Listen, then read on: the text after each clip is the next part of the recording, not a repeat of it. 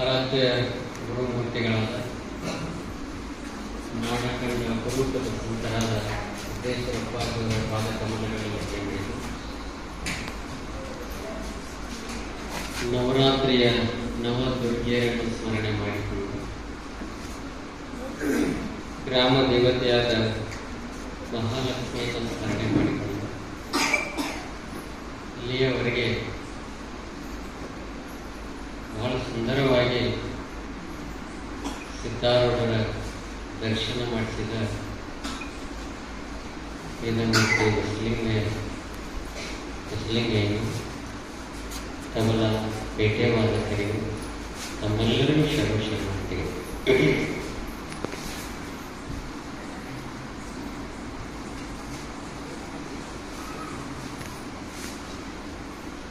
ಪ್ರತಿದಿನ ಋಷಿ ದರ್ಶನವನ್ನು ನೋಡ್ತಾ ಇದ್ದೇವೆ. ಋಷಿಗಳಂದ್ರೆ ಸತ್ಯ ದಾರ್ಶನಿಕ, ಸತ್ಯವನ್ನು ಕಂಡವರು, ಸತ್ಯವನ್ನು ಅರಿತವರು. ಹಾಗಾಗಿ ಅವರ ಜೀವನದ ಸಂದೇಶವನ್ನು ನೋಡ್ತಾ ಇದ್ದೇವೆ. ಏಕೆಂದರೆ ಧರ್ಮವನ್ನು ಪಾಲಿಸುವಂತ ಬಂದವರು. ಎಲ್ಲ ಭೂಮಂಡದ ಎಲ್ಲ ಜೀವರಾಶಿಗಳು ಧರ್ಮವನ್ನು ಪಾಲಿಸ್ತಾ ಇವೆ. ಆದರೆ ಮನುಷ್ಯನೊಬ್ಬನ್ನು ಹೊರತುಪಡಿಸಿ ನೋಡಿಬೇಕಾದ್ರೆ ನೀವು ಯಾಕೆ ಮನುಷ್ಯನ ಹೊರತುಪಡಿಸಿ ಅಂತ ಹೇಳಿದ್ದೀನಿ ಅಂದ್ರೆ, ಸೂರ್ಯನಲ್ಲೇ ಪ್ರಕಾಶ ಬದಲಾಗಿಲ್ಲ, ವರುಣನಲ್ಲಿ ಮಳೆ ಬದಲಾಗಿಲ್ಲ, ಭೂಮಿಯ ಗುಣ ಬದಲಾಗಿಲ್ಲ, ಗಾಳಿಯಲ್ಲೇ ಶಕ್ತಿ ಬದಲಾಗಿಲ್ಲ. ಇವೆಲ್ಲ ಹಾಗೆ ಇವೆ. ತಮ್ಮ ತಮ್ಮ ಧರ್ಮವನ್ನ ಸರಿಯಾಗಿ ವ್ಯವಸ್ಥಿತವಾಗಿ ನಡೆಸಿಕೊಂಡು ಬಂದಿದ್ದಾವೆ. ಪ್ರಾಣಿಗಳ ನೋಡಿ, ಪಕ್ಷಿಗಳ ನೋಡಿ ತಮ್ಮ ಧರ್ಮಗಳು ತಾವೇ ಪಾಲಿಸ್ತಾ ಇವೆ. ಕ್ರೂರ ಪ್ರಾಣಿ ಇಂಥ ಪರಿಸ್ಥಿತಿಯಲ್ಲಿ ಹುಲಿ ಮಾಂಸವನ್ನೇ ತಿನ್ನುತ್ತದೆ, ಆನೆ ಸೊಪ್ಪನ್ನು ತಿನ್ನುತ್ತದೆ, ಮೊಲ, ಚಿಗರೆ ಇವೆಲ್ಲ ಸೊಪ್ಪು ತಿಂತಾವೆ. ಸಿಂಹ, ಕರಡಿ, ಹುಲಿ, ನರಿ, ತೋಳ, ನಾಯಿ ಎಲ್ಲ ಸ್ವಲ್ಪ ಮಾಂಸವನ್ನು ತಿಂತಾವೆ. ಅವು ತಮ್ಮ ಧರ್ಮ ಬಿಟ್ಟಿಲ್ಲ. ಈ ಮನುಷ್ಯ ಎಷ್ಟು ವಿಚಿತ್ರದಾನಂದ್ರ ಇವ್ಯಾವ ಧರ್ಮ? ಗಾಳಿ ಬೀಸೋ ಧರ್ಮ ಬಿಟ್ಟಿಲ್ಲ, ವ್ಯವಸ್ಥಿತವಾಗಿ ಬೀಸ್ತಾ ಇದೆ, ಕ್ರಮಬದ್ಧವಾಗಿ ಬೀಸ್ತಾ ಇದೆ. ಸೂರ್ಯ ತನ್ನ ಸಮಯವನ್ನು ಸರಿಯಾಗಿ ಪಾಲಿಸ್ತಾ ಇದ್ದಾನೆ, ಅವನು ತನ್ನ ಧರ್ಮ ಬಿಟ್ಟಿಲ್ಲ. ಆದರೆ ಮನುಷ್ಯ ಏನು ತಿಂತಾನೋ, ಏನು ಕುಡಿತಾನೋ, ಏನು ಮಾಡ್ತಾನೋ ಒಂದು ಗೊತ್ತಿಲ್ಲ. ನೀವೇನ ಹುಲಿಯ ಕರಿಬೇಕೋ, ಮೇವು ತಿನ್ನುವಂತ ಆಣೆ ಅಂತ ಕರಿಬೇಕು, ಎಡ್ಡು ಮಾಡ್ತಾನೆ. ಏನು ವಿಚಿತ್ರ, ಯಾವುದು ಇವನ ಧರ್ಮ? ಅದಕ್ಕೆ ಋಷಿಗಳು ಸತ್ಯದರ್ಶಿಗಳು, ಸತ್ಯವನ್ನು ಕಂಡವರು, ಸತ್ಯವನ್ನು ಪಾಲಿಸಿದವರು. ಅವರ ಜೀವನ ನೋಡಿ ಇಷ್ಟು ಸುಂದರ. ಬದುಕಿನದ್ದು ಅವರು ನಮ್ಮಂಗೆ ಜೀವನ ಮಾಡಿದ್ದಾರೆ, ಆದ್ರೆ ತಮ್ಮ ಧರ್ಮವನ್ನು ಬಿಟ್ಟಿಲ್ಲ. ಹಂಗ ಮನುಷ್ಯ ಜನ್ಮ ಬಂದಕ್ಕನ ಮೇಲತ್ತ ಇದರ ಧರ್ಮವನ್ನ ಪಾಲಿಸಬೇಕು. ಕೈಗಳ ಧರ್ಮ ಕೊಡು ತಗೋ, ಪೂಜೆ ಪುನಸ್ಕಾರ.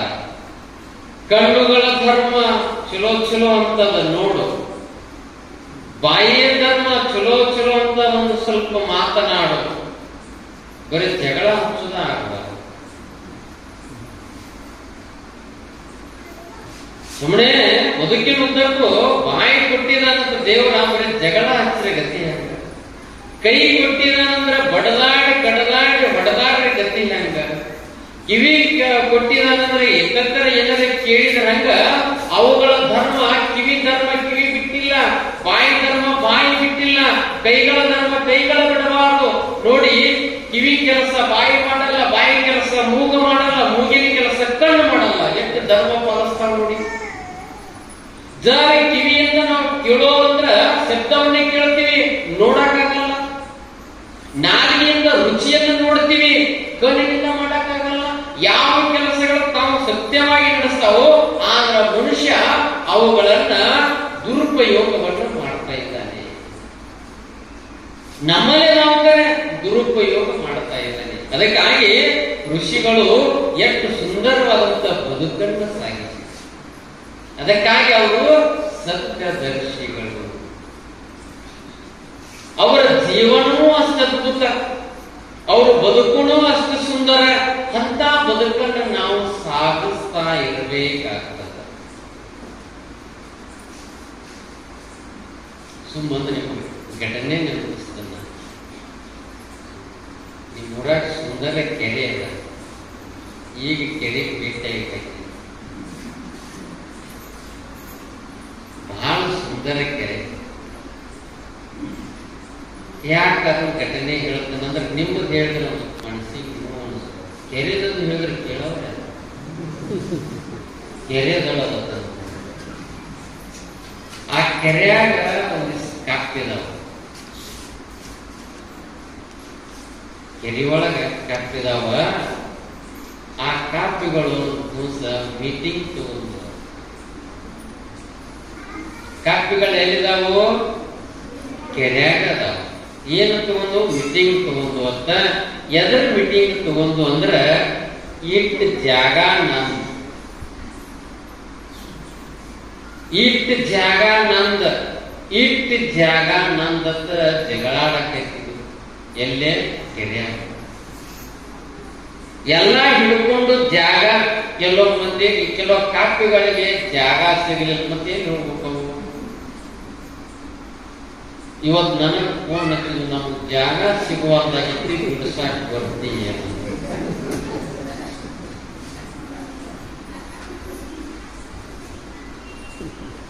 ಬದುಕು ಇದಕ್ಕೆ ಸುಂದರ ಅನ್ನೋದಿಲ್ಲ, ಇದಕ್ಕೆ ಸುಂದರ.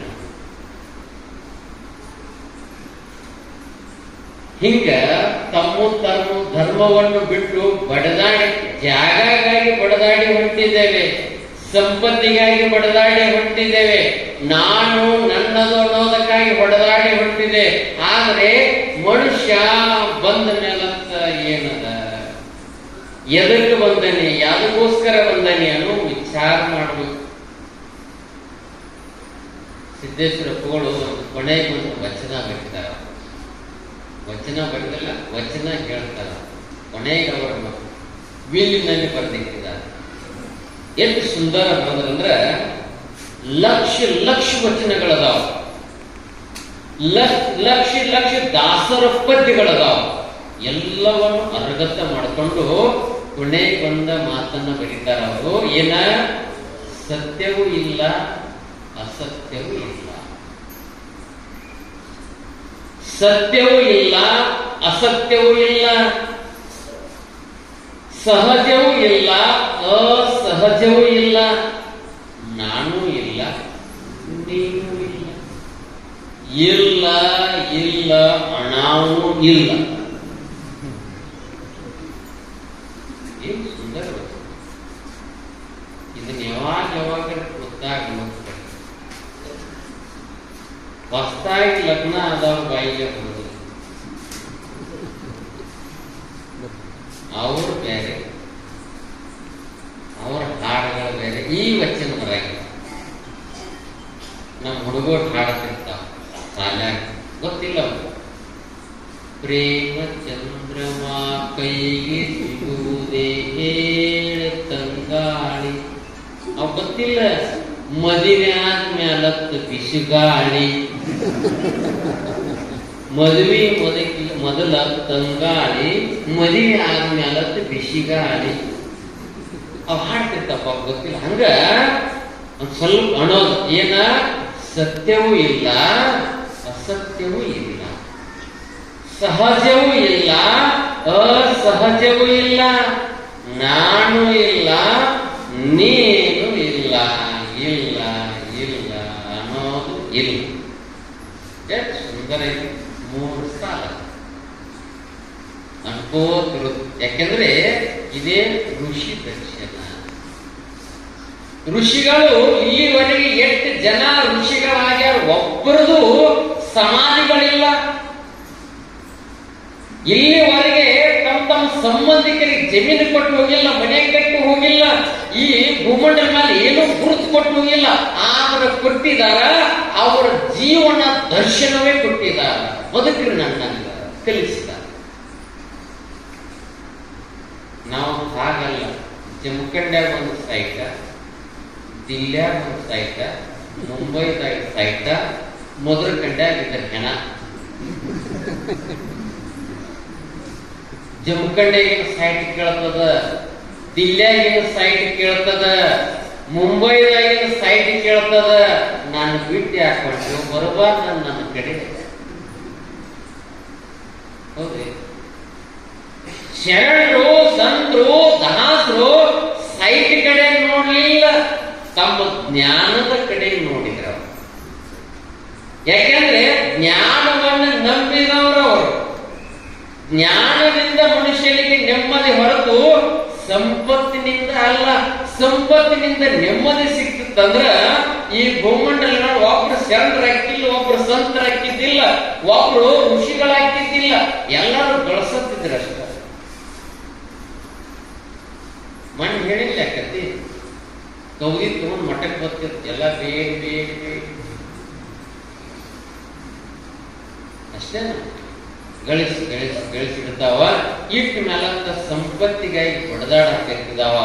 2 ಮಕ್ಕಳು ಹುಟ್ಟಿ ಅಂದ್ರೆ ಯಾರಿಗೆ ಎಟ್ಟು ಕೊಡೋದು, ಯಾರಿಗೆ ಎಟ್ಟು ಕೊಡೋದು, ಕೊನೆಗೆ ತನಗಾಗಿ ಎಟ್ಟಿಟ್ಬೋದು.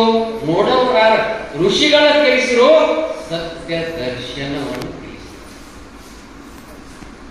ಜೀವನವನ್ನು ಸತ್ಯ ದರ್ಶನಕ್ಕಾಗಿ ಬಳಸಿದ್ರೆ ನೆಮ್ಮದಿ ಇರ್ತೀವಿ. ಇಲ್ಲಿಕ್ಕಂದ್ರೆ ದುಃಖ ಪಡ್ತೀವಿ, ಬಹಳ ದುಃಖ ಪಡ್ತೀವಿ. ಹೀಗಾಗಿ ಈ ಭೂಮಂಡಲ ಮೇಲೆ ಚಂದ್ರವಂಶದ ಒಬ್ಬ ರಾಜ, ಅವನ ಹೆಸರ ಗಾದಿ ಮಹಾರಾಜ. ಗಾದಿ ಮಹಾರಾಜ ಸುಂದರವಾದಂತ ಸಾಮ್ರಾಜ್ಯವನ್ನು ಕಟ್ಟಿದ್ದ. ಬಹಳ ಸುಂದರ ಸಾಮ್ರಾಜ್ಯ. ಸಾಮ್ರಾಜ್ಯ ರಾಜ ಅಂದ್ರೆ ಎಲ್ಲ ತರ ಇರ್ತದ, ಸೌಖ್ಯ ಸಂತೋಷ ಏನ ಎಲ್ಲ ತರ ಇರ್ತದ. ಇಂಥ ಸಾಮ್ರಾಜ್ಯವನ್ನು ಚಂದ್ರವಂಶದಲ್ಲಿರುವಂತ ಗಾದಿ ಮಹಾರಾಜ ಇದ್ದ. ಬಹಳ ಸುಂದರವಾದಂತ ಸಾಮ್ರಾಜ್ಯವನ್ನು ನಡೆಸಿದ. ಅಷ್ಟ ಸುಂದರವಾದಂತ ಅವನ ಹೆಂಡತಿ ಹೇಮಾವತಿ. ಇಂಥ ಸಾಮ್ರಾಜ್ಯ, ಎಲ್ಲ ಸಾಮ್ರಾಜ್ಯ ಅಂದ್ರೆ ಒಂದು ಸಾಮ್ರಾಜ್ಯ ಮೇಲೆ ದಾಳಿ ಮಾಡುದು, ಅದನ್ನು ವಶಪಡಿಸುವುದು ನಂದನದು. ಈ ಬೇಕಾದ್ರೆ ಇತಿಹಾಸವನ್ನು ಓದಿ. ಇಲ್ಲಿವರೆಗೆ ಇತಿಹಾಸವನ್ನು ಮಕ್ಕಳಿಗೆ ಏನು ಕಲಿಸಿದ್ರೆ ಅವನು ಇವನು ಹೊಡೆದ, ಇವನು ಅವನು ಹೊಡೆದ, ಕೊನೆಗೆ ಇವೇನಂದು ಇವು ಹೊಡಿಬೇಕು ಬಿಡಬೇಕು. ಈ ಹುಡುಗರು ಮಾಸ್ತರ್ನು ಬಡಿಯಾಕಾಯ್ತು. ನಮ್ಮ ಸಾಮ್ರಾಜ್ಯ ಇಲ್ಲ, ತಿಳ್ಕೊಂಡು ಜ್ಞಾನ ಅನ್ನೋದಿಲ್ಲ. ಹಿಂಗಾಗಿ ಗಾದಿ ಮಹಾರಾಜ ತನ್ನ ಸಾಮ್ರಾಜ್ಯವನ್ನು ವಿಸ್ತಾರವನ್ನು ಮಾಡ್ಕೋತ ನಡೆದಿದ್ದ. ದೊಡ್ಡದಾದಂತ ಸಾಮ್ರಾಜ್ಯ. ಅವನಿಗ ಹೇಮಾವತಿ ಅನ್ನೋ ಪತ್ನಿ, ಸುಂದರವಾದಂತ ಮಗ. ಅವನ ಹೆಸರೇ ವಿಶ್ವಾಮಿತ್ರ. ಚಲೋ ಹೆಸರಿಟ್ಟ ಸದ್ಯ. ಆದರೆ ಬಹಳ ಕ್ರೋಧಿ ಮನುಷ್ಯ. ಯಾರು? ವಿಶ್ವಾಮಿತ್ರ. ಒಂದು 4-5 ಮಂದಿ ಹೆಸರು ಕೇಳಿದ್ರೆ ಸಾಕು, ಕುಂಜಿಕ್ ಬರ್ತೈತಿ ರಾತ್ರಿ. ವಿಶ್ವಾಮಿತ್ರ ಅಂದ್ರೆ ಭಯ. ಇನ್ನೊಬ್ಬ ಬಹಳ ಅಂದ್ರೆ ಒಂದಿಷ್ಟ ಹೆಸರು ಕೇಳಿದ್ರೆ ಸಾಕು, ಅವ್ರ ಹೆಸರು ಕೇಳಿದ್ರೆ ಸಾಕು ಕುಂಜಿಕ ಬಂದ್ಬಿಡುದು. ಯಾಕಂದ್ರೆ ಅವ್ರ ಉಗ್ರ ಪ್ರತಾಪಿಗಳು. ಅವ್ರು ಬಂದ್ರೆ ಸಾಕು ದೇವ್ರ ಹೋಗ್ಕೊಂಡು ನಗಬೇಕು, ಹಂಗಿರ್ತಿರ್ತಾವ. ಹಿಂಗ ಅವನಿಗೆ ಸುಂದರವಾದಂತ ಪುರಸ್ಕೃತಿಯಾದಂತ ಮಗ ವಿಶ್ವಾಮಿತ್ರ. ರಾಜ ಅಂದಮೇಲೆ ಮಗನಿಗೆ ಏನು ಕಲಿಸ್ತಾನ? ಶಸ್ತ್ರಗಳನ್ನು ಕಲಿಸಿದ, ಯುದ್ಧ ಮಾಡೋದು ಕಲಿಸಿದ, ಹೋರಾಟ ಹೆಂಗ್ ಮಾಡೋದು ಕಲಿಸಿದ, ಇನ್ನೊಂದು ರಾಜ್ಯದ ಮೇಲೆ ದಾಳಿ ಹೆಂಗ್ ಮಾಡೋದು ಕಲಿಸಿದ. ಮುಕ್ತಿ ಅನ್ನೋದಿಲ್ಲ, ಸ್ವರ್ಗ ನರಕ ಅನ್ನೋದಿಲ್ಲ, ಶ್ಲೋಕ ಪುರಾಣ ಪುಣ್ಯಕಥೆಗಳನ್ನೆಲ್ಲ, ಹೋರಾಟವನ್ನು ಕಲಿಸಿದ. ಹಿಂಗಾಗಿ ಹೋರಾಟವನ್ನು ಮಾಡೋದು ವಿಶ್ವಾಮಿತ್ರ ಕ್ಷತ್ರಿಯ ವಂಶದವ ಹೋರಾಟವನ್ನು ಮಾಡುತ್ತಿದ್ದ. ಒಂದು ದಿವಸ ಏನಾಗಿತ್ತಂದ್ರೆ ಹೋರಾಟವನ್ನು ಮಾಡ್ತಾ ಒಂದು ದಿವಸ ಯುದ್ಧವನ್ನು ಮಾಡಿ ಗೆದ್ದಂತ ರಾಜ್ಯವನ್ನ ಕಸ್ಕೊಂಡ ವಶಪಡಿಸಿಕೊಂಡು ಬರುವತ್ನ್ಯಾಗ ದಾರಿಯಲ್ಲಿ ಕತ್ಲಾಯ್ತು. ಕತ್ಲಾದಂತ ಸಂದರ್ಭದಾಗ ವಸಿಷ್ಠರ ಆಶ್ರಮ ಇತ್ತು. ಶಾಂತಿಗೆ ಇನ್ನೊಂದು ಹೆಸರೇ ವಸಿಷ್ಠ. ಶಾಂತ ಸ್ವರೂಪ. ಹೌದು, ನಾವು ಪ್ರಯತ್ನ ಮಾಡೇ ಮಾಡ್ತೀವಿ. ನನಗೂ ಹಾಗೆ ಶಾಂತ ಇರ್ಬೇಕಂದ್ರೆ ಒಟ್ಟ ಆಗೋದೇ. ಬಿಸಿ ರಕ್ತ ಬಹಳ ಕೆಟ್ಟದ್ದು, ಒಟ್ಟು ಕುದಿಸ್ತಿರ್ತಕ್ಕ ಬಹಳ ಮಜಾ. ಹೌದು, ಸಿಟ್ಟು ನಿಮಗೂ ಬರಂಗಿಲ್ಲ, ನನಗೂ ಯಾವಾಗ ಶಾಂತ ಇರೋದು ಆಗೋದು. ಸಿಟ್ಟ ಬಂದಾಗ ಅವು ಘಟನೆ ನಿಮಗೆ ಏನ್ ಹೇಳೋದು? ಸಿಟ್ಟು ಬರ್ತಂದ್ರೆ ಸಾಕು, ಸೆಲ್ಫ್ ಮೇಲೆ ಬಾಂಡೆ ಎಲ್ಲ ತೆಳಗಿರ್ತಾವ, ತೆಳಗಿನ ಬಾಂಡೆ ಹೊರಗಡೆ ಇರ್ತಾವ. ನಾವು ಮನುಷ್ಯ ನೋಡ್ತಿರ್ತಾನ, ತಂಬಿಗೆ ನೀರು ಕೊಟ್ಟಾಗ ಕುಡಿಯಾಕ ತಂಬಿಗೆ ಚಂದ ಅಂತದಿತ್ತಂದ್ರ ಇದ್ರ ಮ್ಯಾಲ ಸಿಟ್ಟಿಲ್ಲ, ಇದು ಶಾಂತ ಐತಿ ತಂಬಿಗೆ ಅಂತ ತಿಳ್ಕೊತ. ಒಂದಿಟ್ಟ ಅಲ್ಲೇ ನೆಗ್ಗಿತ್ತು ವಾಂಕಾಗಿತ್ತು ಅಂದ್ರೆ ಮ್ಯಾಲ ಸಿಟ್ಟು ಬಂದು ಯಾವಾಗರ ಗದಾ ಪ್ರಹಾರ ಆಗೈತಿ ಅಂತ ಮನುಷ್ಯ. ಇವೆಲ್ಲ ಕತೆ ಕೇಳಿರ್ತೀರಿ, ಮಜಾ ಇರ್ತದ. ಶಾಂತಿ ಕೊಡೋದು ಕಷ್ಟ ಅದ. ಹೌದು, ಒಬ್ಬ ಮನುಷ್ಯ ಸಿಟ್ಟನ್ನು ಬಿಡಬೇಕಂತ ತಿಳ್ಕೊಂಡು ತಿರುಪತಿ ಹೋದ. ಈಗ ಮಹಾಲಕ್ಷ್ಮಿ ಮುಂದೆ ಬಿಡಬಾರ್ದು, ಕಾಲಿನ ಪಾಪ. ಸಿಟ್ಟು ಬಿಡಬೇಕಂತ ತಿರುಪತಿ ಹೋದ. ಹೆಂಡತಿಗೆ ಬಹಳ ಖುಷಿ ಆದ. ಯಾಕಂದ್ರೆ ಸಿಟ್ಟಿಗೆ ಏರಿ ಬಂದಂದ್ರೆ ಬಿಡುದಿಲ್ಲ, ಕಷ್ಟ ನಿಮ್ಗೆ ಬಡಿಸ್ಕೋಬೇಕಲ್ಲ. ಹಳ್ಳಿ ನೀವೇ ಒಬ್ಬರು ರಿಪೀಟ್ ಬಡದ್ರಿ. ಇವತ್ತು ಪ್ರಯೋಗ ಮಾಡಿ. ಮಾಸ್ತರ್ ನಾಳೆ ಕುರ್ಚಿ ಹಾಕೊಂಡು ಕೂತ್ತಾರೆ ಹೇಳ್ತೇನೆ ಕೇಳ್ತಾನ.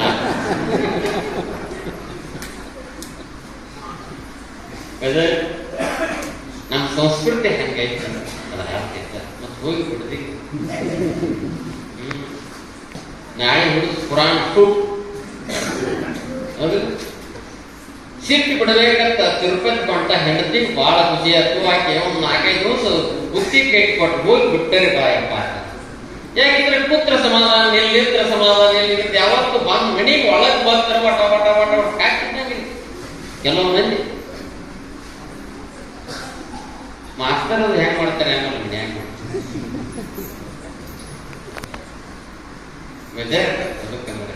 ಚೀಸಿರ್ಬೇಕಂತ ಹಿಂಗಾಗಿ ಸಿಟ್ಟು ಬಿಡ್ಬೇಕಂತ ತಿರುಪತಿ ಹೋದ.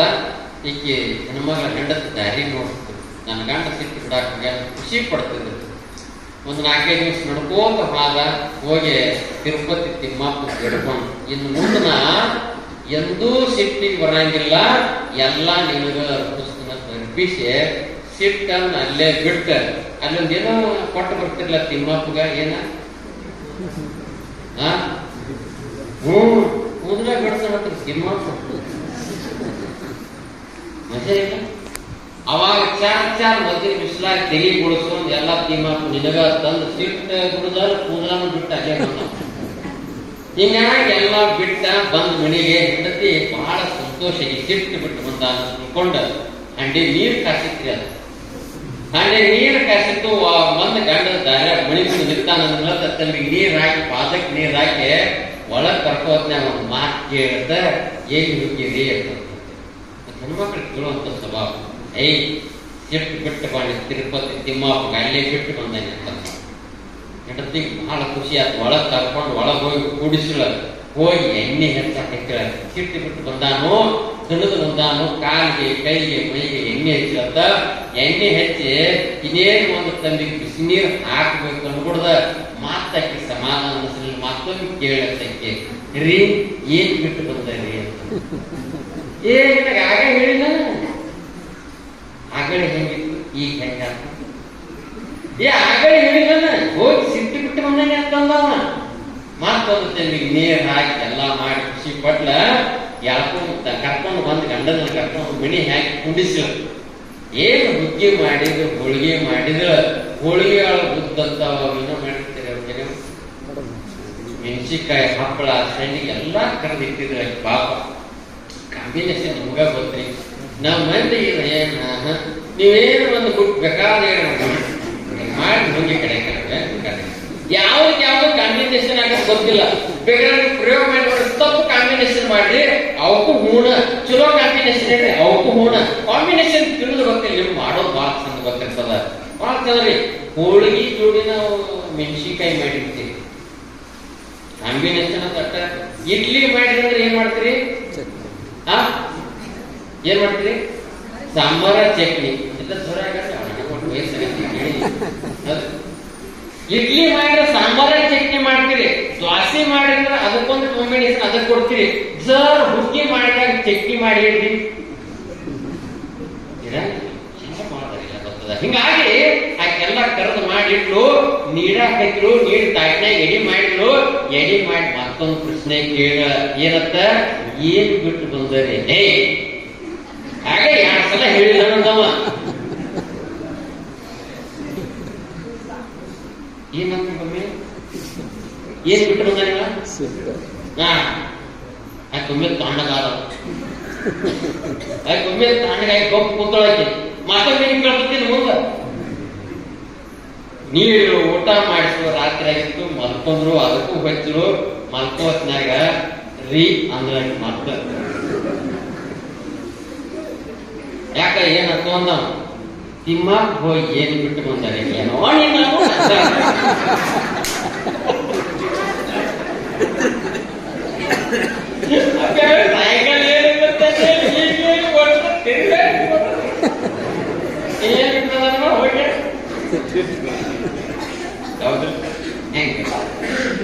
ಆದ್ಮೇಲೆ ಸಮಾಧಾನ ತಗೋಬೇಕಾರ ಎಷ್ಟು ಕಷ್ಟ. ರೋಷ ವೇಷ ಜ್ವಾಲಾಗ್ನಿ ಅನ್ನೋದು ಬೇಗನೆ ಬರ್ತದ. ಸಮಾಧಾನ ತಗೊಂಡು ನುಂಗಬೇಕಲ್ಲ. ಪ್ರತಿಯೊಂದು ತುತ್ತನ್ನು ನೀವು ನೋಡ್ರಿ ಗಬ ಗಬ ನುಂಗಕ್ಕಾಗಲ್ಲ. ನಿಧಾನವಾಗಿ ತಗೊಂಡ ಜೀರ್ಣಿಸಿದ್ರೆ ಮಾತ್ರ ಅಣ್ಣ ಜೀರ್ಣ ಆಗ್ತದ. ಹಂಗ ಶಾಂತಿ ಸಮಾಧಾನ ಸಕಾಸ ತಗೋಬೇಕು. ಅದನ್ನ ಗಬ ಗಬ ನುಂಗಿ ಆಗೋದಿಲ್ಲ. ವಶಿಷ್ಠ ಅನ್ನೋದು ಶಬ್ದವೇ ಶಾಂತಿ ಇರುತ್ತವ. ಹಂಗ ಸಮಾಧಾನ ಇರುವಂತ ವ್ಯಕ್ತಿ ಅವನ ಆಸ್ಥಾನಕ್ಕೆ ಬಂದ. ಯಾರೋ ಗುಣೆ ವಿಶ್ವಾಮಿತ್ರ ಗೆದ್ದುಕೊಂಡು ಬಂದಿದ್ದ. ರಾತ್ರಿ ಅವನ ಆಸ್ಥಾನದಾಗ ತಂಗಿದ. ಏನೋ ಋಷಿ ತಿಳ್ಕೊಂಡ ಸ್ವಲ್ಪ ಅಲ್ಪಹಾರ ಮಾಡಿದ. ನೀರ ಹಣ್ಣುಗಳನ್ನು ಕೊಟ್ಟ. ಇವು ವಿಶ್ವಾಮಿತ್ರ ಎಲ್ಲ ಪರಿಚಯ ಆಯ್ತು. ನಿಮ್ ಎಲ್ಲಾ ಸೈನ್ಯವನ್ನು ನಮ್ಮ ಆಸ್ಥಾನದಾಗ ಇರಿಸ್ರಿ, ರಾತ್ರಿ ಒಂದಿಷ್ಟು ಪ್ರಸಾದ ಮಾಡ್ಕೋತಿದ್ರ ಅಂದ. ವಿಶ್ವಾಮಿತ್ರ ಅಂದ, ಬಹಳ ನಮ್ಮ ಸೈನ್ಯ ಬಹಳ ಅದ, ಅದರ ಆತಿಥ್ಯ ಮಾಡಕ್ ನಿಮ್ಗೆ ಆಗೋದಿಲ್ಲ ತಂದ. ಇಲ್ಲ, ಇವತ್ತು ನಮ್ಮ ಆಶ್ರಮದಾಗ ತಂದ್ರಿ ಅಂದಾಗ ಎಲ್ಲರೂ ಇದ್ರು. ಅವನ ಆಶ್ರಮದಾಗ ಒಂದು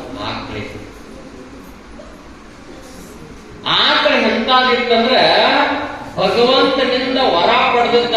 ಏನ ಕಾಮಧೇನು ಆಕಳ ಮಗಳ ಹೋಮಧೇನು ನೆನಪಿಡ್ತೇನೆ ನೋಡಿ. ಕಾಮಧೇನು ಆಕಳದ ಬೇಡಿದ ಕಾಮಧೇನು ಅಂದ್ರೆ ಬೇಡಿದನ್ನು ಕೊಡುವಂತ ಕಾಮಧೇನು.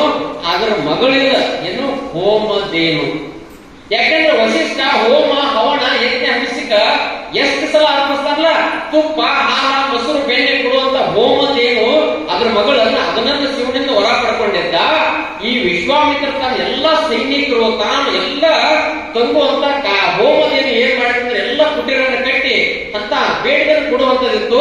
ವಶಿಷ್ಠ ಎಲ್ಲ ಬೆಳ್ಕೊಂಡ. ಎಲ್ಲರಿಗೆ ಕುಟೀರ ಆಧಾರ ಆಸಕ್ತಿ ವ್ಯವಸ್ಥೆಯನ್ನ ಹೋಮಧೇನು ಮಾಡಿತು. ಇಂಥದೆಲ್ಲ ಮಾಡಿದಾಗ ಅದ್ರ ಇನ್ನೊಂದು ಹೆಸರ ಸುಬಲ ಅಂತ ಕರೀತಾರೆ. ಆಕಳ ಹೆಸರು ಸುಬಲ ಅಂತ ಕರೀತಾರ, ಆದ್ರೆ ಹೋಮದೇನು. ಹೀಗಾಗಿ ಎಲ್ಲ ಆಧಾರ ಅಗತ್ಯ ಮಾಡಿತು. ಆ ವಿಶ್ವಾಮಿತ್ರ ಕಣ್ಣಾಗ ನಾಟಿದ್ದ ಏನ, ಈ ಆಧಾರ ಆದಿತ್ಯ ಇಟ್ಟು ಸೈನಿಕರಿಗೆ ಬಂದು ವ್ಯವಸ್ಥೆ ಮಾಡುವಂತ ಆಕಳ ಇವನಲ್ಲೆಲ್ಲ ಇವನ್ ಆಕಳ ಒಯ್ಬೇಕು. ನೋಡಿದ್ರೆ ದೇವರಿಗೆ ಬರಾಕೈತಿದ್ರ ಅಂದ್ರೆ ನಿಮ್ಮ ಮನಿ ಮುಂದೆ ಒಂದು ಚಲೋ ಹೂವಾಗಿದ್ರೆ ಅದನ್ನ ತರೋದು ಬಹಳ ಕಡಿಮೆ. ಮಂದಿ ಮನಿ ಮುಂದೆ ಪತ್ರಕನ ಕಿತ್ಕೋತೀವಿ ನಸಿಕಿನಾಗ, ನೀರ್ ಹಾಕೋದಿಲ್ಲ, ಬೆಳಸೋದಿಲ್ಲ, ಅದನ್ನ ಹೋಗಿ ಹೊರಕೊಂಡು ಬರೋದು ಅನಿಸ್ತದ. ಹಂಗ ವಿಶ್ವಾಮಿತ್ರ ರಾಜ ಕ್ಷತ್ರಿಯ ಈ ಆಕಳವನ್ನು ಹೋದ್ರೆ ಚಲೋ ಆಗ್ತದೆ ತಿಳ್ಕೊಂಡ ಅದನ್ನ ಕೇಳಿದವ. ಇಲ್ಲ, ಇದು ನಮ್ಮ ಆಶ್ರಮಕ್ಕ ಸಾಧಕರದಾರ, ವಿದ್ಯಾರ್ಥಿಗಳದಾರ, ಬರುವಂತ ಅತಿಥಿಗಳಿಗೆ ವ್ಯವಸ್ಥೆ ಮಾಡಾಕಿದ್ದು ನಮ್ಮ ಆಕಳದ, ಇದನ್ನು ಕೊಡಂಗಿಲ್ಲ ಅಂದ. ವಿಶ್ವಾಮಿತ್ರ ತನ್ನ ರಾಜ್ಯಕ್ಕೆ ಹೋದ. ನಿದ್ದಿಲ್ಲ, ಊಟಲಿಲ್ಲ, ಹೆಂಗರೆ ಮಾಡಿ ಆಕಳವನ್ನು ಒಯ್ಯಬೇಕಂತ. ಒಂದ್ಸಲ ವಸಿಷ್ಠ ಇದ್ದಿದ್ದಿಲ್ಲ, ಅವನ ಹುಟ್ಟಿನ ಮೇಲೆ ದಾಳಿ ಮಾಡಿ ಆಕಳ ತಗೊಂಡು ಹೋಗಿಬಿಟ್ಟು. ಅವನ ಮೇಲೆ ವಿದ್ಯೆ ಇತ್ತು, ಅವ ಬ್ರಹ್ಮಜ್ಞಾನಿ, ಸಪ್ತ ಋಷಿಗಳಲ್ಲಿ ಒಬ್ಬ. ಅಂತ ಜ್ಞಾನವನ್ನು ಪಡಿಬೇಕಂತ ತಿಳ್ಕೊಂಡು ವಿಶ್ವಾಮಿತ್ರ ಕನಸಲಿಲ್ಲ. ಆ ಆಕಳ ಮೇಲೆ ಪ್ರೇಮ ಇತ್ತು, ಆ ಆಕಳನ ತಗೊಂಡು ಹೋಗ್ಬೇಕಂತ ತಗೊಂಡು ಹೋದ. ಮತ್ತು ವಸಿಷ್ಠ ಅದನ್ನ ತನ್ನ ತಪಸ್ಸಿನಿಂದ ಮಾತ್ರ ಕರ್ಕೊಂಡು ಬಂದ. ಇಬ್ಬರು ನಡು ಯುದ್ಧ ಚಲೋ ಅಂತ. ವಸಿಷ್ಠ ಯುದ್ಧ ಮಾಡವಲ್ಲ, ಅವ ನೀನು ಕೊಡುತ್ತಕ ಕೊಡುದಿಲ್ಲ ಅಂದ. ಹಿಂಗೆಲ್ಲ ವಾಗ್ವಾದ ನಡೀತು.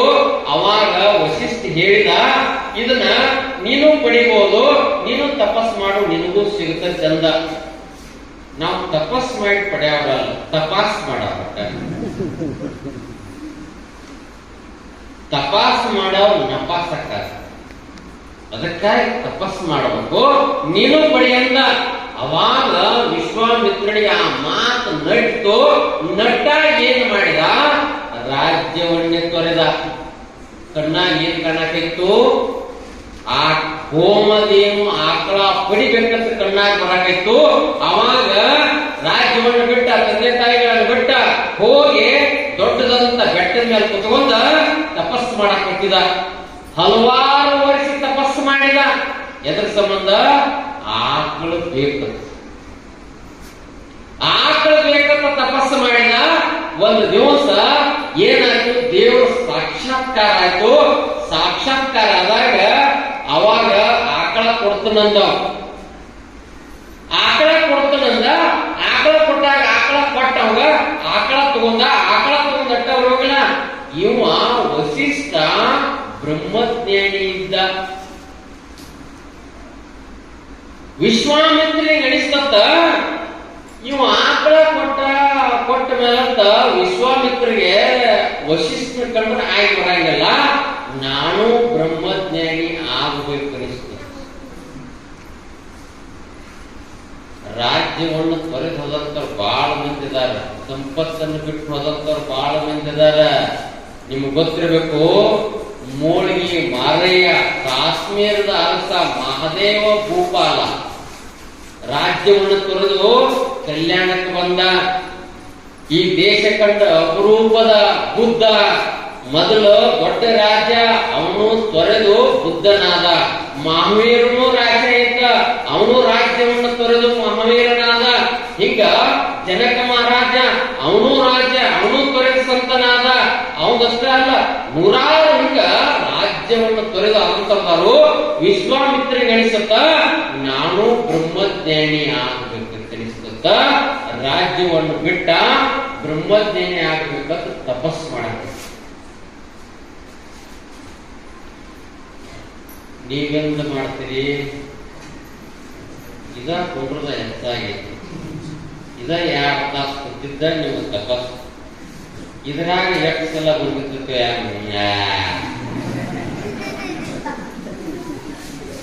ಅದೇ ಇದ್ರಾಗ 8 ಸಲ ಬಂದಿರ್ತೇವೆ ನಾವು. ನಿಜ ಕೆಟ್ಟ ಹಂಗೆ ಮಾಡಕ್. ಯಾಕಂದ್ರೆ ಸಾತ್ವಿಕ, ತಾಮಸಿಕ, ರಾಜಸಿಕ ಆಗಿರೋದ್ರಿಂದ ಶರೀರ ಹೆಂಗ್ ಮಾಡ್ತಿರ್ತಿ. ಬ್ರಹ್ಮಜ್ಞಾನಿ ಆಗಬೇಕಂತ ತಿಳ್ಕೊಂಡ ವಿಶ್ವಾಮಿತ್ರ ತಪಸ್ಸನ್ನು ಪ್ರಾರಂಭ ಮಾಡಿದ. ತಪಸ್ಸಿಗೆ ಕುಳಿತ. ಕುಳಿತ ಕುಳಿತ ನೂರಾರು ವರ್ಷ ತಪಸ್ಸು ಮಾಡಾಕೈತಿದ. ಹಗಲು ರಾತ್ರಿ ತಪಸ್ಸನ್ನು ಕುತ್ಕೊಂಡು ತಪಸ್ಸು ಮಾಡಾಕೈತಿದ. ಅವಾಗ ಇಂದ್ರ ಬಂದತ್ತ. ಇಂದ್ರ ಬಂದ ಆ ತಪಸ್ಸನ್ನ ಮಾಡಕ್ಕೆ ಕುಳಿತಾನ. ವಿಶ್ವಾಮಿತ್ರನ ಎಗಿಸಿದಾಗ ನೀ ಏನು ವರ ಬೇಡ್ತಿ ಬೇಡ ಕೊಡ್ತೀನಂದತ್ತ. ಅವಾಗ ನಾ ಬ್ರಹ್ಮಜ್ಞಾನಿ ಆಗ್ಬೇಕಂದತ್ತು ವಿಶ್ವಾಮಿತ್ರ. ಇಲ್ಲ, ನೀನು ರಾಜ್ಯ ಋಷಿ ಆಗಾಕ ತಪಸ್ಸು ಮಾಡಿದಿ, ಅಡ್ಡ ಕೊಡ್ತೀನಂದತ್ತ. ಬ್ರಹ್ಮಜ್ಞಾನಿ ಆಗ್ಬೇಕಾದ್ರೆ ಪೂರ್ಣ ಕರಗತ್ತಾಗಬೇಕು. ಕನ್ನಡ ಶಾಲಿ ಮಾಸ್ತರ್ ಬೇರೆ, ಆ ಒಟ್ಟ ಡಿ.ಎಡ್ ಮಾಡಿ ನಡೀತಿ. ಹೈಸ್ಕೂಲ್ಗೆ ಹೋಗ್ಬೇಕಾರೆ ನಾವು ಬಿ.ಎಡ್ ಮಾಡ್ಬೇಕು, ಕಾಲೇಜ್ಗೆ ಹೋಗ್ಬೇಕಾರೆ ನಾವು ಎಂ.ಎಡ್ ಮಾಡ್ಬೇಕು. ಬೇರೆ ಬೇರೆ ಹೊಂಟದಾವ. ನೀ ಅಡ್ಡ ನೋಡ್ನು, ಪದ್ಮಶ್ರೀ ಪ್ರಶಸ್ತಿ ಬೇರೆ, ಪದ್ಮಭೂಷಣ ಬೇರೆ, ಆಮೇಲೆ ಭಾರತ ರತ್ನ ಬೇರೆ, ವಿಶ್ವದಲ್ಲಿ ಕೊಡುವಂತದ್ದು ಬಹಳ ದೊಡ್ಡದಂತ ಪ್ರಶಸ್ತಿಗಳು ಬೇರೆ ಇದಾವ. ಯಾಕಂದ್ರೆ ಈ ಪ್ರಶಸ್ತಿಗಳು ಹೆಂಗ ಬರೆದಾವು ಹಂಗ ನೀ ಹಿಂದೆ ಹೇಳಿದತ್ತ ನೀನು ರಾಜ್ಯ ಋಷಿ ಆಗ ಕಟ್ಟ ಯೋಗ್ಯತೆ ತಿಳ್ಕೊಂಡ ಅಡ್ಡ ಕೊಟ್ಟ ಅವ ಗಣಿಸಿದತ್ತ. ಇನ್ನು ಬ್ರಹ್ಮಜ್ಞಾನಿ ಆಗ್ಬೇಕಂತ ತಿಳ್ಕೊಂಡು ಮಾತು ತಪಸ್ಸು ಮಾಡಾಕಿದ್ದ. ಮಾತನ್ನು ಬಿಟ್ಟ ಮಾತು ಕುಳಿತುಕೊಂಡು ಮಾತು ತಪಸ್ಸು ಮಾಡಾಕಿದ್ದ. ಮತ್ತ ಹಗಲು ರಾತ್ರಿ ಹೆಂಗಂದ್ರ ಊಟ ಬಿಟ್ಟ ನೀರು ಬಿಟ್ಟ ತಪಸ್ಸು ಮಾಡಾಕಿದ್ದ. ಹಿಂಗ ನೂರಾರು ವರ್ಷ ಕುಳಿತುಕೊಂಡು ತಪಸ್ಸು ಮಾಡಿದ. ತಪಸ್ಸು ಮಾಡಿದಾಗ ಮಾತು ಇಂದ್ರ ಬಂದತ್ತ. ನೀ ಏನು ವರ ಬಿಡ್ತಿ ಬೇಡಂದ, ನಾ ಬ್ರಹ್ಮ ಋಷಿ ಆಗಬೇಕಂದ. ಅವಾಗ ನೀ ಈಗ ಋಷಿ ಆಗಾಕ ಯೋಗ್ಯ ಆಗೇದಿ ಅಂತ. ಮೊದಲೇನಿದ್ದ ರಾಜ್ಯ ಋಷಿ ಆಗಿದ್ದ, ಈಗ ಋಷಿ ಆದ. ಇನ್ನೂ ಬ್ರಹ್ಮ ಋಷಿ ಆಗಲಿಲ್ಲ. ಹೆಂಗದ ನೋಡಿ, ಇನ್ನೂ ಬ್ರಹ್ಮ ಋಷಿ ಆಗಲಿಲ್ಲ. ಆಮೇಲೆ ಮತ್ತೇನು ಮಾಡಿದ, ಮತ್ತ ತಪಸ್ಸಿಗೆ ಕುಳಿತ, ಮತ್ತ ತಪಸ್ಸು ಮಾಡಾಕ ಕುಳಿತ. ಅವಾಗ ಇಂದ್ರನ ದೇವರಿಗೆ ಅನಿಸ್ತದ, ಇಂದು ತಪಸ್ಸು ಮಾಡಿ ಬ್ರಹ್ಮ ಋಷಿ ಹಾಕನು, ಇವನ ತಪಸ್ ಸರಿ ಐತಿ ತಿಳ್ಕೊಂಡ ಪರೀಕ್ಷೆ ಮಾಡೋಣ ಅಂತ. ಎಲ್ಲಾರು ಪರೀಕ್ಷೆನ ಮಾಡ್ತಾನೆ ದೇವ್ರು. ನನ್ನರೇ ಇರಲಿ ನಿಮ್ಮರೇ. ನೀವು ಸನ್ಯಾಸಿಯಾಗ ತಿಳ್ಕೊಂಡು ಪರೀಕ್ಷೆ ಮಾಡದೇ ರೀತಿ ಇಲ್ಲ.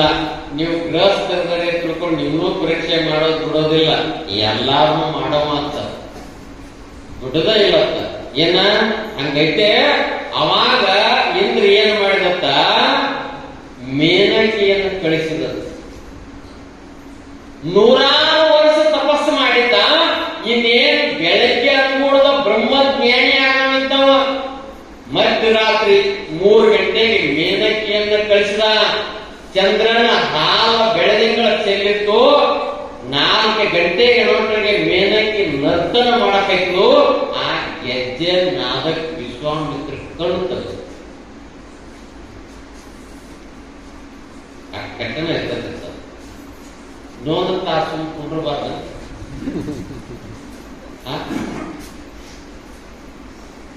ಹಂಗ ಇರ್ತದೆ, ಚೆನ್ನಾಗಿ ಇರ್ತದೆ. ಒಂದು ದಿವಸದ ಮಹತ್ವ ನಮಗ್ ಗೊತ್ತಾಗ್ಬೇಕಾಗಿತ್ತಂದ್ರ ದುಡ್ಯಾಕವಾದಂತ ಆಳಿನ ಅನುಭವ ಕೇಳಬೇಕ. ಒಂದು ದಿನದ ಮಹತ್ವ ಗೊತ್ತಾಗಬೇಕಾಗಿತ್ತು. ಒಂದು ವಾರದ ಮಹತ್ವ ನಮಗೆ ಗೊತ್ತಾಗಬೇಕಾಗಿತ್ತಂದ್ರ ವಾರ ಪತ್ರಿಕೆ ಸಂಪಾದಕನ ಕೇಳಬೇಕಾಗಿತ್ತು. ತಿಂಗಳ ಮಹತ್ವ ನಮಗ್ ಗೊತ್ತಾಗಬೇಕಾಗಿತ್ತಂದ್ರ ಹಗಲ ರಾತ್ರಿ ಕಷ್ಟಪಟ್ಟ ಹಣ ಗಳಿಸಲ್ಲ ಟಾಟಾ ಬಿರ್ಲಾ ಅಂತ ಹೋಗಿ ಕೇಳಬೇಕಂತ. ತಿಂಗಳ ಮಹತ್ವ ಏನಾಯ್ತು. ವರ್ಷದ ಮಹತ್ವ ನಿಮಗೆ ಗೊತ್ತಾಗಬೇಕಾಗಿತ್ತಂದ್ರ 9 ತಿಂಗಳು 9 ದಿವಸ ಜನ್ಮ ಕೊಡುವಂತ ತಾಯಿಗೆ 8 ತಿಂಗಳದಾಗ ಜನ್ಮ ಕೊಡ್ತಾಳ. ಒಂದು ವರ್ಷದ ಮಹತ್ವ ಏನನ್ನೋದು ಅವಳಿಗೆ ಗೊತ್ತಾಗತ್ತೆ.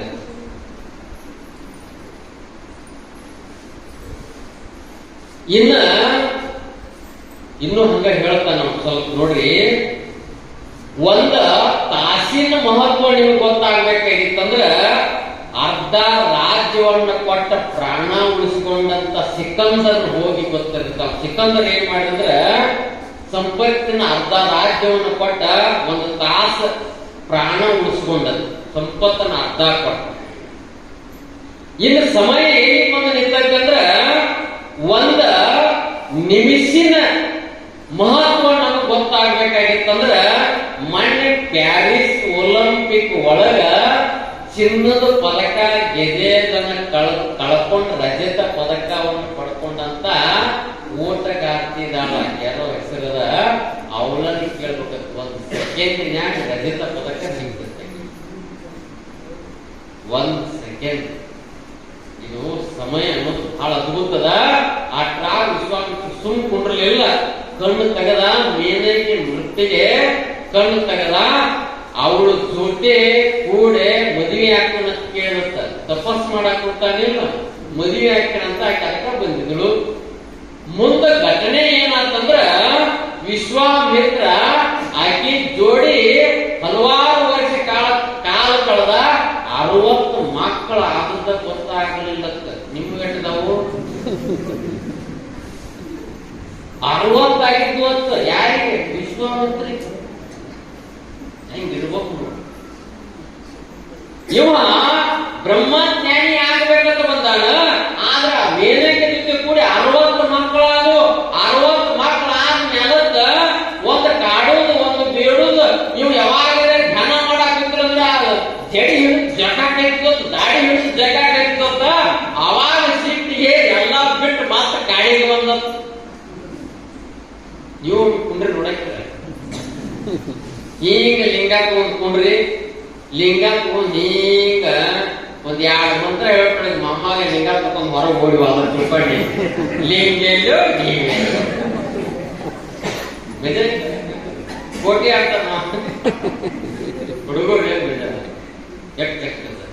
ಹೀಗಾಗಿ ಮತ್ತವನು ಸಂಕಟಕ್ಕಾಗಿ ಮತ್ತ ಬಂದ, ಮತ್ತ ತಪಸ್ಸು ಮಾಡಾಕತ್ತಿದ. ಹಿಂಗ ಜೀವನವನ್ನ ಕಳಿಬೇಕಾಗಿತ್ತಂದ್ರ ಕೊನೆಗೆ ವಿಚಾರ ಮಾಡಿದ. ಹಿಂಗಿರ್ತಕ್ಕಂದ್ರ ಎಲ್ಲವನ್ನು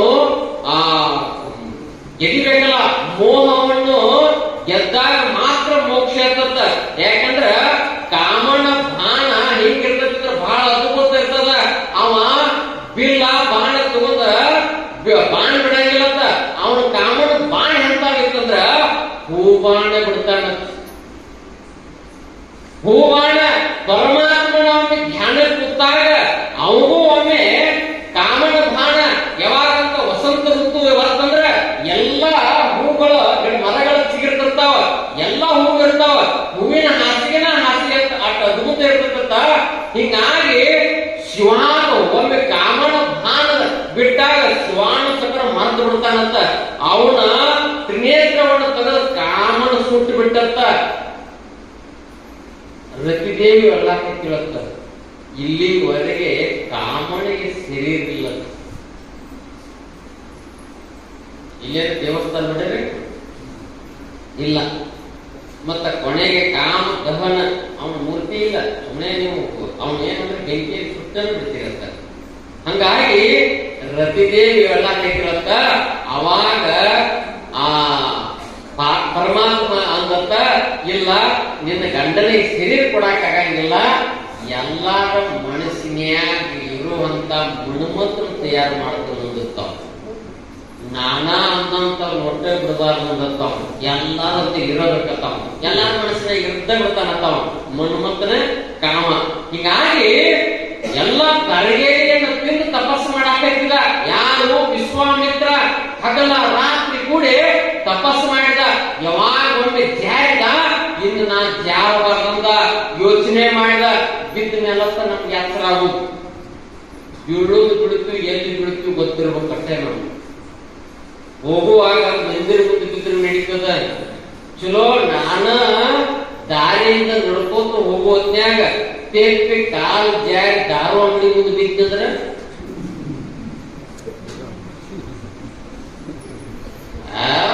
ಸ್ವಾಮಿ ಚಲೋದನತ್ ಮಾಡೀನಿ. ಅವನು ಯಾಕ ಹತ್ತಾನ, ಯಾಕಂದ್ರೆ ಕಾಲು ಜಾರಿ ಅಲ್ಲೇ ಬಿದ್ದೇನೆ. ನಾನೇನು ಕುಡದಿಲ್ಲ ಬಿಟ್ಟಿಲ್ಲ, ಆದ್ರೆ ಬೀಳೋದನ್ನು ಗೊತ್ತಿರ್ಬೇಕಂತ. ಹಂಗ ಅವಾಗ ವಿಶ್ವಾಮಿತ್ರ ಹಿಂದೆ ಕಾಲು ಜಾರಬಾರ್ದಂತ. ಅವಾಗ ಅವನಿಗೆ ಅರ್ಥಾದ್ಮೇಲತ್ತ ಅವಾಗ ತಪಸ್ಸಿಗೆ ಕುಳಿತ, ತಪಸ್ಸು ಮಾಡಾಕೈತಿದ. ತಪಸ್ಸಿನಿಂದ ಕೊನೆಗೆ ಮತ್ತೆ ಸಾಕ್ಷಾತ್ಕಾರ ಬಂತು. ಸಾಕ್ಷಾತ್ಕಾರ ಆದಾಗ ಅವಾಗ ವಿಶ್ವಾಮಿತ್ರ ಬ್ರಹ್ಮ ಋಷಿಯಾದ. ಅವಾಗ ಇಂದ್ರನಿಗೆ ಹೇಳಿದ್ದ, ನೀ ನನಗ್ ಬ್ರಹ್ಮ ಋಷಿ ಕೊಡಬೇಡ, ವಸಿಷ್ಠನ ಕಡೆಯಿಂದ ಬ್ರಹ್ಮ ಋಷಿ ಪಡ್ಕೋಬೇಕಂದ. ವಸಿಷ್ಠ ನನಗೆ ಬ್ರಹ್ಮ ಋಷಿ ಕೊಡಬೇಕ ಅಂದಾಗ ಅವಾಗ ಏನ್ ಮಾಡಿದ, ವಿಚಾರ ಮಾಡಿದ. ವಸಿಷ್ಠನು ಹಂಗ ಬಿಡಾವಲ್ಲ, ಅವನು ಪರೀಕ್ಷೆನ ಮಾಡ. ಹಂಗ ಬಿಡಂಗಿಲ್ಲ ಅವರು, ದೇವಾನಂದ ದೇವತೆಗಳು ಹಂಗ ಬಿಡಂಗಿಲ್ಲ. ಇಬ್ರು ಕೂಡ ಎಲ್ಲಿ ದೇವ ಲೋಕಕ್ಕೆ ಮಾತ್ರ ಅಂತ ದೇವ ಲೋಕದಾಗ ಇವಾಗ ವಸಿಷ್ಠ ಇವಾಗ ಬ್ರಹ್ಮಜ್ಞಾನಿ ನಾನಂತ ಪ್ರಶಸ್ತಿ ಕೊಡಬೇಕಾಗಿತ್ತು. ಅವಾಗ ದೇವ ಲೋಕದಾಗ ವಸಿಷ್ಠ ಕೂತಾನ, ವಿಶ್ವಾಮಿತ್ರ ಕೂತಾನ. ನಡೆದಂತ ಘಟನೆ ಏನ್ ನಡೀತಂದ್ರ ಮತ್ತೆ ಎಲ್ಲ ತ್ಯಾಗ ಮಾಡಬೇಕಲ್ಲ. ಮೊದಲ ವಿಶ್ವಾಮಿತ್ರ ಜಮದಗ್ನಿ ಅಂದ್ರೇ ಅಂಜಿಕ್ ಬರ್ತತ್ರಿ, ವಿಶ್ವಾಮಿತ್ರ ಅಂದ್ರೆ ಅಂಜಿಕ್ ಬರ್ತತ್ರಿ. ಇಂಥವ್ರೆಲ್ಲ ಕೂಡ ಅಂಜಿಕ್ ಬರುವಂತವ್ರು ವಸಿಷ್ಠ ಕೂತಾಗ ವಿಶ್ವಾಮಿತ್ರ ಅವನ್ನೆಲ್ಲ ಇರ್ತಾನ. ದೇವಲೋಕದ ಒಡ್ಡೋಲದಲ್ಲಿ ಕುಂತಾಗ ವಸಿಷ್ಠ ಅಂತ ಅವಾಗ ದೇವ್ರು ಕೇಳ್ತಾರೆ, ಭೂಲೋಕದಾಗ ಹೆಂಗ್ ನಡೆದತಿ? ಬಹಳ ಚಂದ ನಡೆದತಿ, ನನ್ನ ಶಿಷ್ಯ ಬಾಳ ಸತ್ಯ ಹರಿಶ್ಚಂದ್ರ ಈ ಜಗತ್ತನ್ನು ಬಹಳ ಚಲೋ ನಡೆಸ್ಯಾನಂತ ವಿಶ್ವಾಮಿತ್ರ ಮಾತ್ರ ಕುದಿಯಾಕ ಹೇಳ್ತಾರೆ. ಅವನು ವಸಿಷ್ಠ ನೀ ಭೂಲೋಕದ ದೇವಲೋಕದಾಗ ಯಾಕೆ ಮಾತಾಡ್ತಿ? ಜಗಳ ತೆಗೆದಂತ. ಇಲ್ಲ, ನಮ್ಮ ಶಿಷ್ಯ ಅಂತ ನಾನು ಹೇಳ್ತೀನಿ. ಹೇಗದಾನು? ಅವನು ಸತ್ಯ ಸಂಧಾನದ. ಸತ್ಯ ಸಂಧಾನ ಹೇಗಿರ್ತಾನ? ಸುಳ್ಳು ಮಾತಾಡಲಿ, ಒಟ್ಟೆ ಮಾತಾಡಂಗಿಲ್ಲ ಅಂತ. ಇವ್ ಬ್ರಹ್ಮ ಋಷಿ ಆಗಾಮದಾನ ಸಭೆಗೆ ಬಂದಾನ. ಮತ್ತೆ ಏನ್ ಮಾಡ್ತತಿ ಕರ್ಮ? ಎಳ್ಕೊಂಡು ಭೂಮಂಡಲ ಕೂತ, ಎಳ್ಕೊಂಡು ಭೂಮಂಡಲ ಹೋದ. ಅವಾಗ ಹೇಳಿದ, ಹಂಗಾರೆ ವಿಶ್ವಾಮಿತ್ರ ವಿಚಾರ ನಾ ಬ್ರಹ್ಮ ಋಷಿ ಹಾಗೆ ಕೊಡ್ಬೇಕಂತ ವಿಚಾರ ಮಾಡಲಿಲ್ಲ. ಅವಾಗ ಅವ್ನು ಸ್ವರ್ಗ ದಾನ ತಿಳ್ಕೊಂಡ ಪರೀಕ್ಷೆ ಇಟ್ಟ ಮಾತ್ರ ಭೂಮಂಡಲಕ್ಕೆ ಬಂದ. ಸತ್ಯ ಹರಿಶ್ಚಂದ್ರನ ಆಸ್ಥಾನದಾಗ ಏನೇನ್ ಮಾಡಿ ನಿಮ್ಗೆ ಕಥೆ ಗೊತ್ತದ. ಸತ್ಯ ಹರಿಶ್ಚಂದ್ರನ ಭಯಂಕರ ಕಾಡಾಕೈತದ. ಆದ್ರ ಸತ್ಯ ಹರಿಶ್ಚಂದ್ರನ ಜೊತೆ ಇವನು ಜೀವನನು ಅದ್ರಾಗ ಅಲ್ಲೇ ಇರ್ಬೇಕಲ್ಲ ಭೂಲೋಕದಾಗ. ಒಂದು ಎರಡು ರಾಜ್ಯವನ್ನು ದುರ್ಯಾಣಿ ಮಾಡಿದ, ಹೆಂಡತಿ ಬಿಡುವಂಗ ಮಾಡಿದ, ಮಗ ಹೆಂಡತಿ ಪ್ರಾಣ ಹೋಗುವಂಗ ಮಾಡಿದ, ಸ್ಮಶಾನಕ ಕಾಯುವಂಗ ಮಾಡಿದ. ಇಷ್ಟೆಲ್ಲ ಕಾಡಿದ್ರು ಸತ್ಯ ಹರಿಶ್ಚಂದ್ರ ಒಂದು ದಿವಸ ಸಿಟ್ಟಿ ಏಳಲಿಲ್ಲ. ವಿಶ್ವಾಮಿತ್ರ ಕಾಡಾ ಕತ್ಯ ಅನ್ನೋದು ಗೊತ್ತಿದ್ರು ಅದನ್ನು ತಡ್ಕೋತಿದ್ದ. ನಾವು ಒಂದಿಟ್ಟು ತಿತಿಕ್ಷಸ್ಸು ಭಾರತ.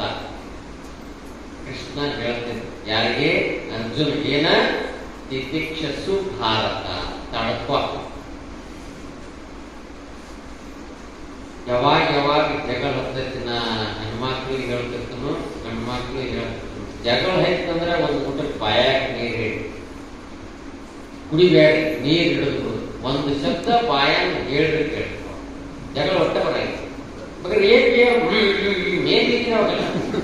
ಹುಡುಗಿರ ಬೇಗ ಹೊರಗೆ ಬರ್ತಾವ, ಬಾಯಾಗ ಹಿಡ್ಕೊಂಡ್ಬಿಡ್ರಿ, ಶಬ್ದನ ಬರಾಗಿ ಜಗಳ ಹಾಕತ್ತವ್ರಿ ಅವ್ರು. ಜರ ನೀರು ಪುಸ್ತಕ ಹೊರಗೆ ಬಂತು ಡಬಲ್ ಹಾಕವ. ಯಾಕೆ? ನೀರು ಅಂತ ಬೇಗ ಅಂತ ಎರಡು ಕೊಡ್ತಾವು. ಹೀಗಾಗಿ ಸತ್ಯ ಹರಿಶ್ಚಂದ್ರ ಭಯಂಕರ ಕಾಡಿನ ವಸಿಷ್ಠ ಗಣಿಸ್ತು. ಇಲ್ಲ, ಇವನಿನ್ನೂ ಬ್ರಹ್ಮ ಋಷಿ ಆಗಿಲ್ಲ. ಮತ್ತೆ ತಪಸ್ಸು ಮಾಡಾಕ ಮತ್ತೆ ಕುಳಿತುಕೋಬೇಕಾದ. ಬ್ರಹ್ಮ ಋಷಿ ಆಗ್ಬೇಕಾದ್ರೆ ಏನು ನಡೆದದ? ನಾವು ಸ್ವರ್ಗಕ್ಕೆ ಹೋಗ್ತೀವಿ ಅಂದ್ರೆ ಎಷ್ಟು ಕಷ್ಟ ಅದ ನೋಡಿ. ನೋಡಿ ಹೆಂಗದ ಮಜಾ ಹೆಂಗದ. ನೀವೆಲ್ಲ ತಾಳಿ ಕಟ್ಟಿಸ್ಕೋಬೇಕಾದ್ರೆ ಎಷ್ಟು ವರ್ಷ ತಡ್ಕೋಬೇಕು? ಎಷ್ಟ್ರಿ? 18 ವರ್ಷ ತಡ್ಕೋಬೇಕು. ಗಡಬಡ್ ಮಾಡ್ಬಿಡ. ನೀವು ತಾಳಿ ಕಟ್ಟಬೇಕಾದ್ರೆ ಎಷ್ಟು ವರ್ಷ ತಡ್ಕೋಬೇಕು? 11 ವರ್ಷ. ನಿಮ್ಗೆ ಕೇಳೋದ ಭಾಳ ಕಠಿಣ. ಯಾಕಂದ್ರೆ ಒಂದು 10 ವರ್ಷಕ್ಕೆ ಕಟ್ಟಿದ್ರೆ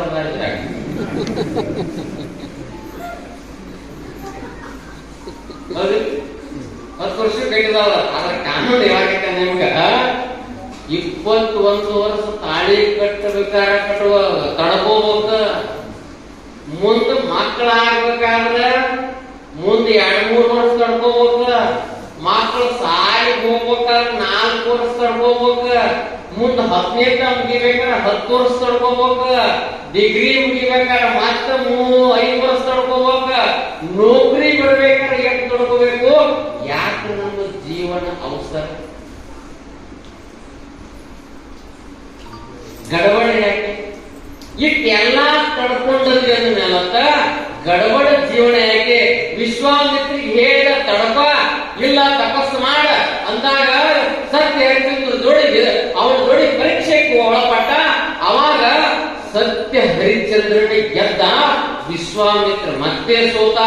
ತನ್ನ ತಪಸ್ಸಿನ ಅರ್ಧ ಭಾಗವನ್ನ ಸತ್ಯ ಹರಿಚಂದ್ರ ಕೊಡಬೇಕಾಗ್ತದ. ಹೆಂಡತಿಯನ್ನು ರಕ್ಷಿಸಿದ, ಮಕ್ಕಳನ್ನು ರಕ್ಷಿಸಿದ, ಕೊನೆಗೆ ಯಥಾಸ್ಥಿತಿ ಅವನ ರಾಜ್ಯವನ್ನು ಮರುಕಳಿಸಬೇಕಾದ ತಪಸ್ಸಿನ ಅರ್ಧ ಭಾಗವನ್ನು ಕೊಟ್ಟ.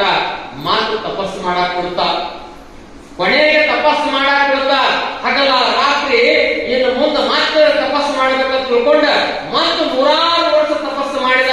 ಸರಿಗೆಯನ್ನು ತಿಂದ. ಇನ್ನು ಮುಂದೆ ನನ್ನ ಬ್ರಹ್ಮಜ್ಞಾನಿ ಆಗ್ಬೇಕಂತ ತಿಳ್ಕೊಂಡ ಹಗಲ ರಾತ್ರಿ ತಪಸ್ಸು ಮಾಡಿದ. ಕೊನೆಗೆ ವಿಶ್ವಾಮಿತ್ರ 4ನೇ ಬಾರಿ ಗೆದ್ದ. 3 ಬಾರಿ ಸೋತ್ರು 4ನೇ ಬಾರಿ ಗೆದ್ದ. ವಸಿಷ್ಠ ಹೋಗಿ ಅವಾಗ ಹೇಳಿದ, ನೀ ಈಗ ಬ್ರಹ್ಮ ಋಷಿಯಾಗಿದೆ, ಇನ್ನು ಹೇಳಂದ.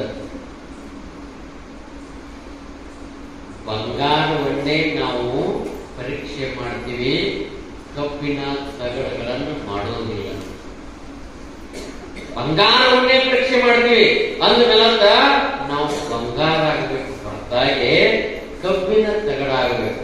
ಬಸವಣ್ಣ ಹೇಳಂಗಿಲ್ಲ, ಇಲ್ಲಿ ಸಲ್ಲುವವರು ಅಲ್ಲಿಯೂ ಸಲ್ಲುತ್ತಾರೆ, ಇಲ್ಲಿ ಸಲ್ಲದವರು ಅವರು ಇಲ್ಲಿಯೂ ಸಲ್ಲರು.